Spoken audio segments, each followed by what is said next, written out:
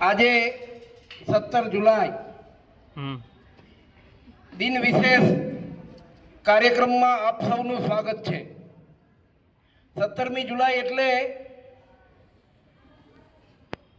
ઇન્દુલાલ યાજ્ઞિકની પૂર્ણતિથિ અને બીજું આજે આંતરરાષ્ટ્રીય ન્યાય દિન 17 જુલાઈ। ખાસ આપણે આજે ઇન્દુલાલ યાજ્ઞિકજી વિશે વાત કરવી છે। તમે કદાચ જાણતા હશો કે આપણું જે ગુજરાત રાજ્ય છે તેમાં કેટલાય મહાનાયકો ઇતિહાસના પાને ઢંકાયેલા પડ્યા છે। કેટલાય મહાનાયકો। આ ઇન્દુલાલ યાજ્ઞિકે અમીર નગરનો ફકીર રાજા ઇન્દુ ચાચા એટલે ઇન્દુલાલ યાજ્ઞિક। મજાની વાત એ છે કે આઝાદી સમયે જે આપણા મહાનાયકો હતા, જે નેતાઓ હતા, એ બધાય ભણેલા ગણેલા હતા। એ બધાય ભણેલા ગણેલા હતા, અર્ધ શિક્ષિત કે અશિક્ષિત કોઈ નહોતા। અને એની દીર્ઘ દ્રષ્ટિને પરિણામે સ્વતંત્રતા તો પ્રાપ્ત થઈ જ, પણ સાથે સાથે ઘણા બધા ફાયદાઓ લોકોને, નાગરિકોને થયા।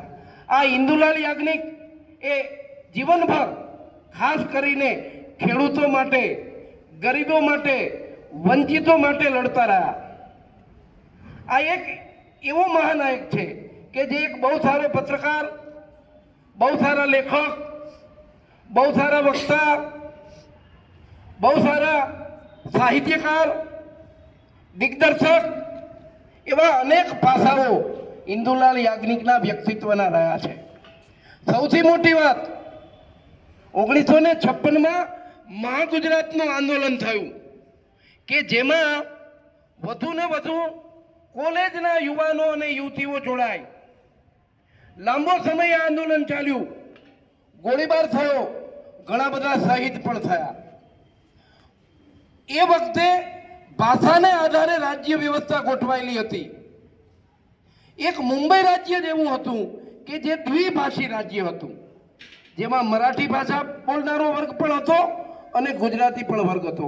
આપણે લોકો એટલે કે આપણું ગુજરાત એ વખતે મુંબઈ રાજ્યનો ભાગ હતું। 1956માં મહાગુજરાતની ચળવળ થઈ અને અંતે આપ જાણતા હશો કે 1 મે 1960ના દિવસે ગુજરાત રાજ્ય જુદું થયું।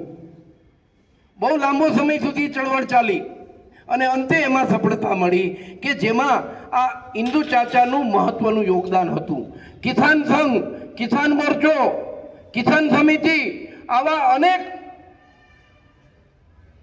સંઘો રચીને કિસાનો માટે અને એમાંય ખાસ કરીને ગરીબ કિસાનો માટે ઇન્દુ ચાચાએ આજીવન લડત ચલાવી હતી।